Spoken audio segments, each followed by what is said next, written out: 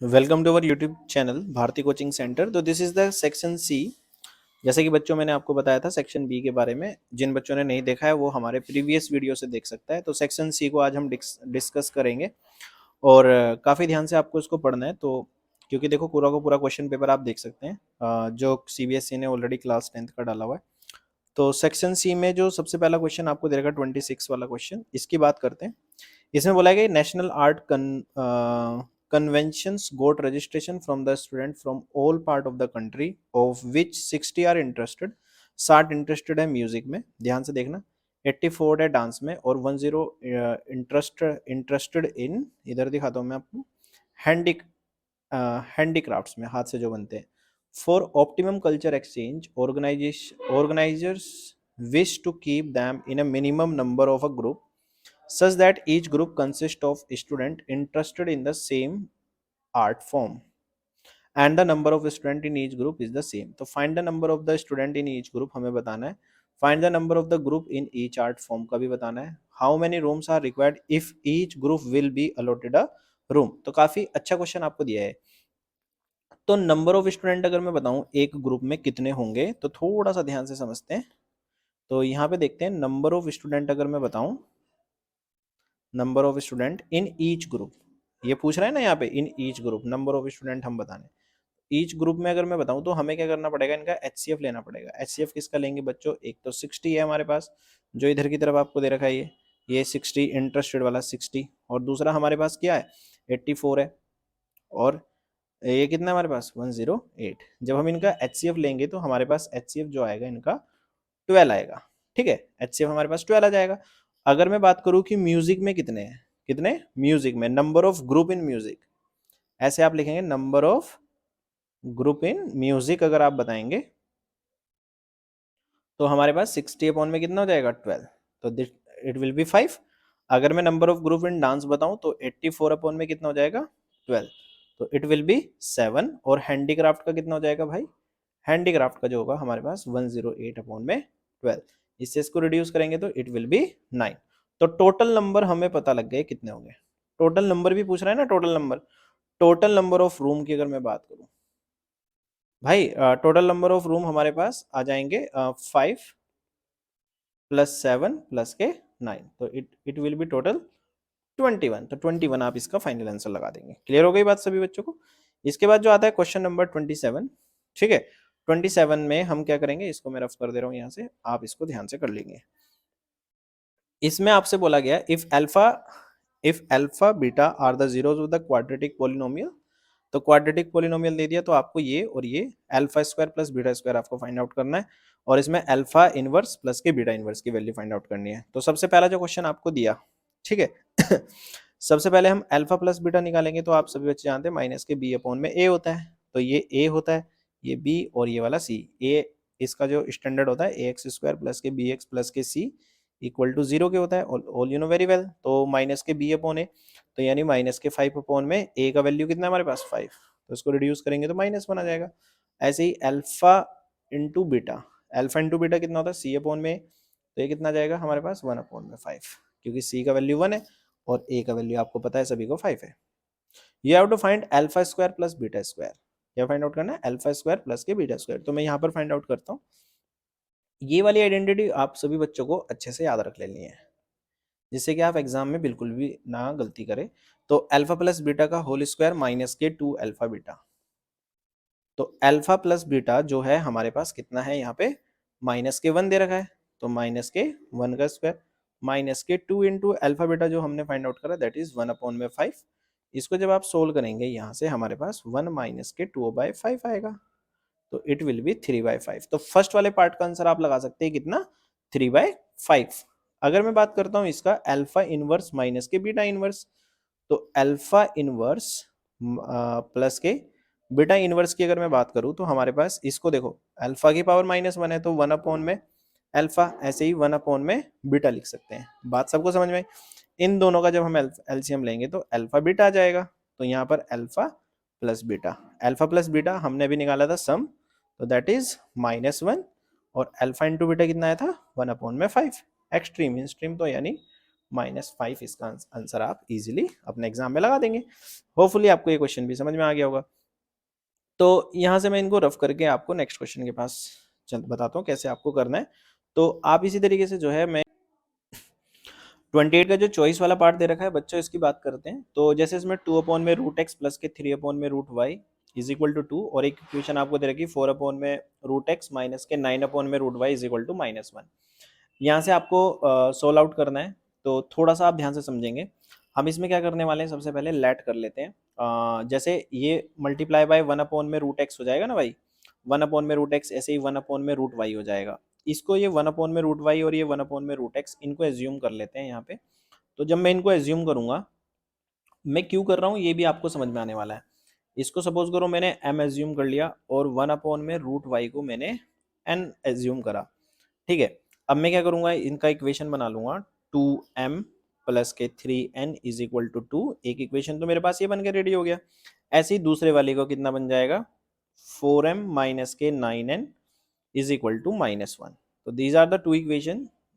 इन equation से हम m और n इजीली निकाल लेंगे। तो जब हम इनको इजीली निकालेंगे, तो मेरा कहने का मतलब ये है, एलिमिनेशन मेथड में इनको सोल्व करूंगा m और n का वैल्यू निकालने के लिए। तो बच्चों थोड़ा सा दिमाग लगाना, जब हम इसमें मल्टीप्लाई बाय इसको कर देंगे कितने से, 2 से, उससे क्या होगा, ये 4m हो जाएगा। तो नीचे ऊपर 4m बराबरी बराबरी का हो जाएगा सिस्टम।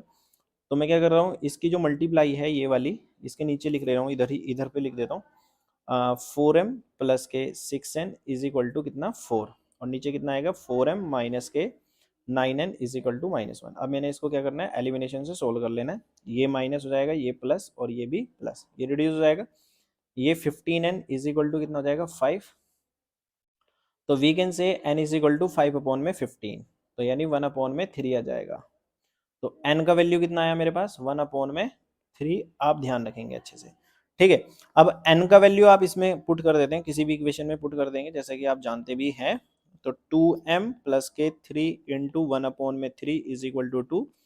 तो 2m प्लस के 1 इज इक्वल टू 2, तो 2m is equal to 1। m का वैल्यू आ जाएगा 1 अपॉन में 2। m का वैल्यू भी आ गया, n का वैल्यू भी मेरे पास आ गया। अब हमें क्या करना है, इनको सोल्व करना है। सोल्व कैसे करना है भाई, m और n आपको पता लग गया कितना आया, ठीक है। अब m का वैल्यू जो है मेरे पास, यहाँ से देखना 1 अपॉन में 2 है। अब 1 अपॉन में रूट एक्स को m मान रखा है, 1 अपॉन में रूट एक्स जो है मेरे पास क्या है, m। और m का वैल्यू बच्चों मेरे पास आया कितना, m का वैल्यू कितना है, 1 अपॉन में 2। तो यहाँ पे कितना लिखूंगा, 1 अपॉन में 2 मैंने पुट करा। तो we can say root x is equal to कितना जाएगा, 2। Root x is equal to कितना जाएगा, 2। दोनों तरफ स्क्वायरिंग करना है, इसके स्क्वायरिंग दोनों तरफ करोगे तो एक्स का वैल्यू कितना जाएगा, 4 आ जाएगा। एक्स का वैल्यू 4 आ गया। ऐसे ही मेरे पास एन का वैल्यू है, तो इसको जब हम 1 अपॉन में रूट वाई करेंगे, एन का वैल्यू कितना आया था, 1 अपॉन में 3। तो we can say root y is equal to 3। तो वाई का वैल्यू दोनों तरफ स्क्वायरिंग करने से कितना जाएगा, 9।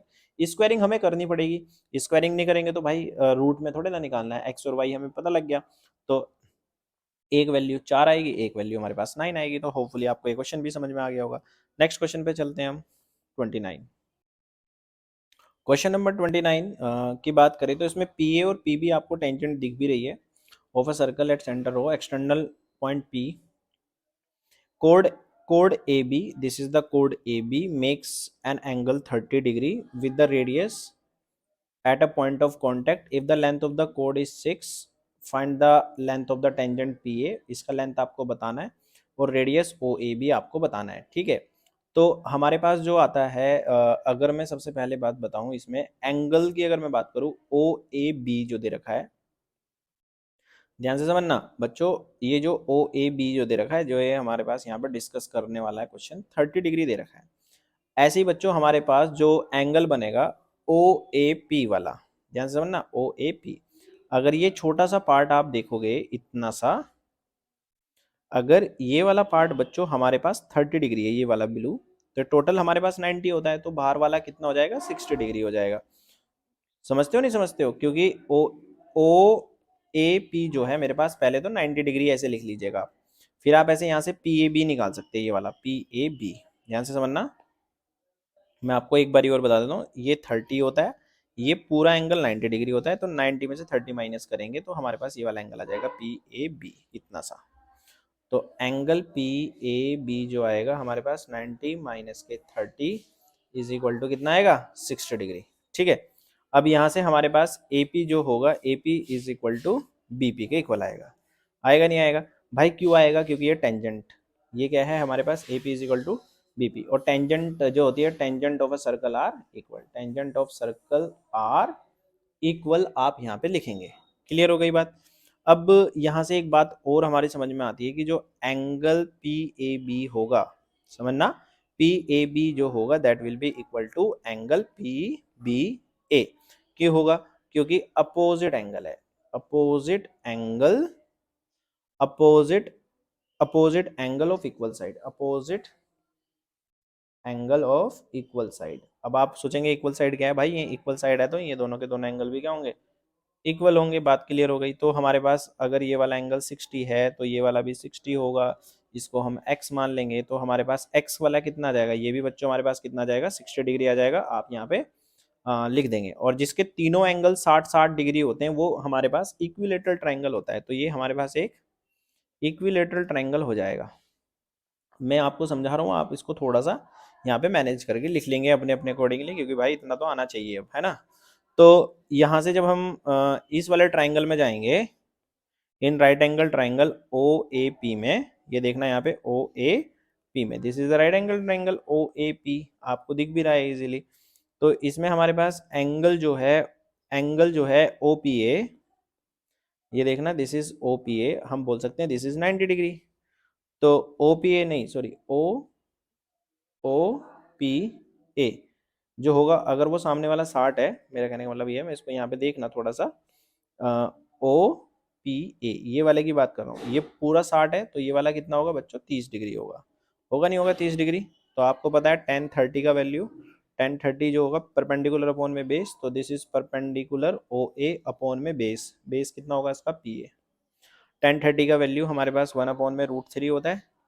ओ ए हमें निकालना है अपॉन में, ये हमें कितना दे रखा है यहाँ पे? जो पी ए है दैट इज 6। ये कितना दे रखा है हमारे पास? Length of the code is 6। ठीक है, तो हम यहाँ से बता सकते हैं ओ ए इज इक्वल टू 6 अपॉन में √3। तो √3 को √3 से मल्टीप्लाई कर देंगे, तो यानी रेशनलाइजेशन करने के बाद हमारे पास 2√3 आ जाएगा। 2√3 सेंटीमीटर आप इस तरीके से निकाल लेंगे इसका आंसर। होपफुली क्वेश्चन आपको समझ में आ गया होगा। चलते हैं नेक्स्ट क्वेश्चन के लिए। कुछ बच्चे सोच रहे होंगे कि यहाँ पे ये कोड है, ये ऐसे कैसे ले लिया? तो उनके लिए ये है कि भाई अगर ये इक्विलेटरल ट्राइंगल है तो इसकी, जब इक्विलेटरल ट्राइंगल है उसके एंगल इक्वल होते हैं तो उसकी सारी की सारी साइड भी इक्वल होती है। ठीक है, ये बात भी आपको दिमाग में रखनी है, इसलिए मैंने यहाँ पे ये 6 लिया है। क्लियर हो गया बच्चों? ठीक है, तो this is the question number 30। तो इसमें हमें 1 प्लस के sine square theta is equal to 3 sine theta cos theta दे रखा है। हमें प्रूव करके बताना है tan theta is equal to 1 और 1 अपॉन में 2। तो इसको हम क्या करेंगे? सबसे पहले हमें, जैसे कि इक्वेशन हमें दे रखा है इसमें 1 प्लस के sine square theta is equal to 3 sine theta cos theta. ठीक है बच्चों, अब यहाँ से सबसे पहले हमें ना थोड़ा सा इसमें आपको क्या करना पड़ेगा? डिवाइड करना पड़ेगा बोथ साइड। तो हम क्या करेंगे इसमें? Dividing both side by cos square theta.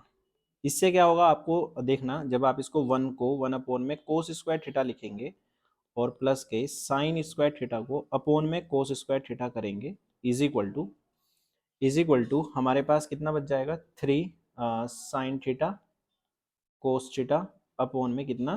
Cos square theta. Clear होती है बात? इतना हमारी समझ में आ गया है यहाँ से। तो अब हम क्या करेंगे? 1 अपॉन में कोस स्क्वायर थीटा जो होता है that is sec square theta, यहाँ पे आप सेक स्क्वायर थीटा लिखेंगे, और साइन स्क्वायर थीटा अपॉन में cos square theta that is tan square theta is equal to, cos से एक कोस कट जाएगा तो 3 साइन अपॉन में कोस जो होगा हमारे पास 3 टेन थीटा हो जाएगा। ठीक है, इतनी बात तो सभी को क्लियर हो गई। तो बच्चों यहाँ से हमारे पास सेक स्क्वायर जो थीटा है, सेक स्क्वायर थीटा को हम यहाँ से 1 प्लस के टेन स्क्वायर थीटा लिख सकते हैं बाय यूजिंग द आइडेंटिटी, और ऑलरेडी मेरे पास tan square theta 3 tan theta के बराबर हो जाएगा। कितना? 3 टेन थीटा के इक्वल हो जाएगा। तो यहाँ से जब हम इसको सोल्व करेंगे हमारे पास 1 जो रहेगा, 1 तो 1 रहेगा इधर, और टेन स्क्वायर थीटा प्लस के ten tan square theta, that will be 2 tan square theta, 2 tan square theta is equal to 3 tan theta। Clear होती है इतनी बात सभी को? अब यहाँ से जब आप इसको सोल्व करेंगे तो थोड़ा सा एलिब्रेट इसको मैं करूँगा क्वेश्चन को, यहाँ से 2 tan स्क्वायर थीटा माइनस के 3 tan थीटा प्लस के 1 इज इक्वल टू 0। ठीक है, अब हमें तो इसको प्रूफ करके दिखाना है, तो हमें इसको प्रूफ करना है tan theta is equal to 1 और 1 अपॉन में 2। तो tan थीटा जो है, सपोज करो मैं इसको x मान लेता हूँ, यहाँ से tan थीटा अगर मैं यहाँ से इसको x मान लेता हूँ, एज्यूम कर लेता हूँ, तो हमारे पास जो इक्वेशन होगी, देन जो इक्वेशन मेरे पास बनेगी, अगर tan थीटा को मैंने x माना, तो ये वाली इक्वेशन हमारे पास क्या बन जाएगी, 2x स्क्वायर माइनस के 3x प्लस के 1 बन जाएगा इज इक्वल टू 0। और अब आप इस वाली इक्वेशन को यहाँ से सोल्व करेंगे तो इसके फैक्टर बना लेंगे by splitting the middle term. तो स्प्लिटिंग द मिडिल टर्म करने के बाद हमारे पास x माइनस के 1 आएगा, तो x माइनस के 1 और दूसरे वाले में कितना आएगा, 2x माइनस के 1 इज इक्वल टू 0। तो x minus 1 is equal to 0, तो x का वैल्यू 1 आ जाएगा। ऐसे ही 2x minus 1 is equal to 0, तो x का वैल्यू 1 अपॉन में 2 आ जाएगा। ठीक है भाई, तो हमें यही प्रूफ करना था, 1 और 1 अपॉन में 2। तो we can say tan theta is equal to 1 और 1 अपॉन में 2। तो this will be the final answer of this question. तो प्रोसीड करेंगे 31 क्वेश्चन के लिए।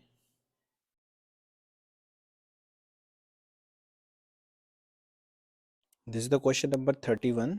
तो 31 क्वेश्चन को हम करेंगे यहाँ पे, the length of the 40 leaves of a plant are measured correct to nearest millimeter and the data obtained is represented in the following table। ये आपको दे दिया गया है। लेंथ बेसिकली मैं इसका आपको एक स्टैंडर्ड क्वेश्चन भी दिखा देता हूँ जहाँ पे ये दे रखा है। तो जब आप इसका सैम्पल क्वेश्चन पेपर पढ़ेंगे 10th का क्वेश्चन नंबर 31 का, तो ये 31 क्वेश्चन यहाँ पे आपको देखने को मिल जाएगा। ठीक है, तो इसी वाले क्वेश्चन को हम यहाँ पर सोल्व करेंगे। तो मैंने लिख दिया था नीचे, इसलिए तो बड़े ध्यान से इस क्वेश्चन को आपको समझना है। सबसे पहले तो ये डाटा आपको दे दिया, लेंथ mm में आपके सामने है। उसके बाद नंबर ऑफ लीव्स इसके सामने दे रखा है। तो सबसे पहले आपको क्या करना है, इसमें क्या फाइंड आउट करना है, इसने बोला कि length of 40 leaves of a plant are measured to correct to nearest millimetre and the data obtain is represented in the following table, this is the table. तो इस क्वेश्चन में आपको जो लास्ट में बोला गया है फाइंड आउट करने के लिए, अगर मैं आपको बताऊं, फाइंड द मीन लेंथ, यहाँ पे आप लिख देंगे फाइंड द मीन लेंथ, आपको फाइंड आउट करना है। ठीक है बच्चों, तो कैसे करना है, सबसे पहले आप इसका एक टेबल रेडी कर लेंगे, लेंथ का, नंबर ऑफ लीव्स का, क्लास इंटरवल का, एक्स डी और एफ डी।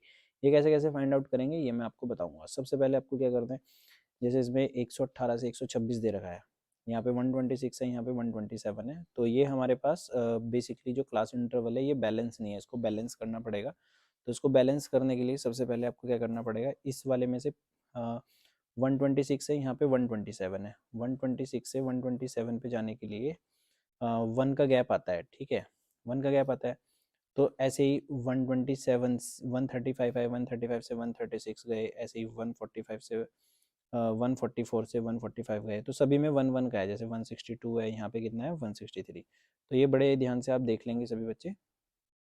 इसके बाद आपको क्या करना है, ये 1 का गैप आपके पास जो आता है, इस वाले 1 को आप 2 से डिवाइड कर देंगे तो हमारे पास 0.5 आ जाएगा। अगर सपोज करो कोई ज़्यादा गैप होता है तो उसको भी हम डिवाइड करते हैं 2 से, उसको बेसिकली हम उसका एवरेज ले लेते हैं। तो इस पहले वाले 118 में से 0.5 माइनस कर देंगे और नेक्स्ट वाले में 0.5 आप क्या कर देंगे, ऐड कर देंगे। ठीक है, इस तरीके से हमें बैलेंस करना है। तो 118 में से 0.5 माइनस करोगे तो हमारे पास 117.5 आ जाएगा, और 126 में आप प्लस कर देंगे तो 126.5 हो जाएगा। तो इसी तरीके से आप अब इस टेबल को आगे की तरफ बढ़ाएंगे, 126.5 135.5, इन द सेम वे 135.5 से यहाँ पे कितना है 144.5, ऐसे ही नेक्स्ट 144.5, ऐसे ही हम आगे बढ़ेंगे 153.5। ठीक है, अब नेक्स्ट हमारे पास 153.5 से हम जाएंगे 162.5, नेक्स्ट हमारे पास आएगा यहाँ पे ये 162.5 171.5, नेक्स्ट हमारे पास आता है 171.5 180.5। क्लियर हो गया इतना। अब हमें इसका जो x है, x यानी आपको मिड वैल्यू निकालना है, यानी 118 और 126 को आप प्लस कर देंगे। मैं आपको प्लस करके दिखा देता हूँ इधर, 118 और 126 को आप मतलब लोअर लिमिट और अपर लिमिट को प्लस करना है। तो ये हमारे पास 8 और 6 हो जाएगा 14, 244 को 2 से डिवाइड कर देंगे तो यानी 144 आ जाएगा। तो वी विल फिल 144 एयर। ऐसे ही आप इन दोनों को प्लस करेंगे और उसको 2 से डिवाइड करेंगे, इन दोनों को 127 और 135 को, तो हमारे पास ऐड करके जो आएगा उसको 2 से डिवाइड करेंगे तो फाइनल जो रिजल्ट आ रहा है मेरे पास 131। ऐसे ही आपको इसको प्लस करना है, यहाँ पे 140 आ जाएगा। तो ऐसे ऐसे मैंने सारे के सारे एज्यूम जो है ये निकाल लिए हैं, ठीक है। आप इनको ऐड करके एवरेज इनका सभी का ले लेंगे, ठीक है बच्चों। अब आपको क्या करना है, इसमें मैं इसको एज्यूम्ड मीन मेथड से कर रहा हूँ। तो इसमें आपको अब यहाँ से इसमें एज्यूम्ड मीन लेना है। सबसे पहले आपको क्या करना है, ऊपर का छोड़ना है, एक नीचे का छोड़ना है, एक ऊपर की वैल्यू, फिर एक नीचे की वैल्यू, फिर एक ऊपर की, एक नीचे की, जो बीच में बचा this is the assumed mean. ये हमारे पास क्या है, यहाँ पे एज्यूम्ड मीन हो जाएगा, तो हम यहाँ पे ए लिख देंगे, ठीक है। ऐसे आप इसमें थोड़ा सा कॉन्सेप्चुअली इसको सोल्व करेंगे तो वो एक बार ऊपर से इसको छोड़ना पड़ता है, एक बार ही नीचे से जो बीच में बचता है उस वैल्यू को हम ले लेते हैं, ठीक है। फिर अब हमें क्या करना है, डी निकालना है। तो डी जो निकलता है हमारे पास, D is equal to X minus के ए होता है, ठीक है। क्या बताया मैंने, एक्स माइनस के ए। देखो एक्स मतलब क्या है मेरे पास, मिड वैल्यू। तो हमें जैसे यहाँ पे भरना है क्या आएगा, तो एज्यूम्ड मीन क्या है हमारे पास, x1 माइनस के, तो यानी x तो मेरे पास कितना है 144, 144 में से माइनस करूँगा a 149। तो जब मैं इसको माइनस करूँगा तो मेरे पास जो वैल्यू आएगी निकल के माइनस के 27 आएगी, ठीक है। मैंने माइनस के 120, ऐसे ही 131 में से 131 में से माइनस करूँगा मैं 149, तो मेरे पास जो वैल्यू निकल के आएगी दैट इज -18। ऐसे ही आपको ये सारे के सारे माइनस कर लेने, और जब 149 में से 149 तो जीरो आ जाएगा इसी तरीके से 9 आ जाएगा हमारे पास, ये 18 और ये हमारे पास 27 आ जाएगा, ठीक है। फिर f इंटू डी करेंगे, तो f वाला वैल्यू जो मेरे पास है दैट इज 3, और d वाला कितना है माइनस के 27, तो 3 इंटू माइनस के 27, तो आई विल गेट माइनस के 81। इसी तरीके से आपको सारे के सारे मल्टीप्लाई कर देने, 5 इंटू -18, तो इट विल बी -90, -81, 0, 45, 72, 54। तो एज्यूम्ड मीन का फॉर्मूला आप सभी बच्चे जानते हैं, मीन का जो फॉर्मूला होगा a प्लस के समीशन f1d1 अपॉन में समीशन f। तो a का वैल्यू मैंने 149 एज्यूम किया था, और समीशन f1d1 जो मेरे पास आ रहा है निकल के, समीशन यानी f1d1 इन सब का जो ऐड करने के बाद आएगी वैल्यू, इन सब को जब आप प्लस करोगे तो यू विल गेट -8, -8 आएगा। तो -8 आ जाएगा, और समीशन f जो आएगा मेरे पास, समीशन f यानी f वाली लाइन ये वाली, इन सब को प्लस करने के बाद यू विल गेट 40। तो आप यहाँ पे 40 इनको प्लस करके लिख देंगे, ठीक है भाई। तो इसको जब आप सोल्व करेंगे 149 माइनस के इन दोनों को डिवाइड करने के बाद I am getting the value 2.025। बड़े ध्यान से कैलकुलेट करेंगे सभी बच्चे। इसको माइनस करने के बाद 146.975 will be the correct mean. तो this is the average length of the leave, average length of the leaves भी बोलेंगे as per the question, average length of the leaves मैंने यहाँ पे लिख दिया है, ठीक है। होपफुली आपको ये सेक्शन भी पूरी तरीके से समझ में आ गया होगा। अब चलेंगे सेक्शन डी के पास।